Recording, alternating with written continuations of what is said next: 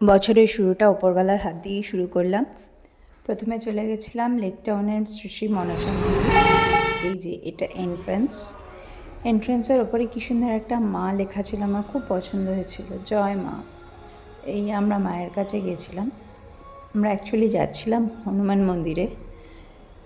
রাস্তায় মা মনসার মন্দির দেখে আমরা মাকে একটু প্রণাম করতে ঢুকলাম। এই যে ভেতরে গেলাম, দেখো মায়ের এই হচ্ছে মন্দির।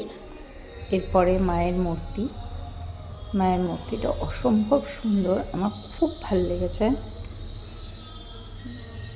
এই হচ্ছে মায়ের মূর্তি, মাকে কি অপূর্ব দেখতে লাগছে, যদিও দরজাটা বন্ধ ছিল বলে পুরো ভালো করে নেওয়া যায়নি। আর তার পাশে মায়ের আরেকটা মূর্তিও ছিল। একটু এগোতেই বাল হনুমানজির মন্দিরে একটু লাইন দিয়ে হনুমানজি রাধা মাধবের দর্শন করে একটু ছবি তুলে ব্লেসিং নিয়ে কচুরি খেয়ে সকাল শেষ হলো।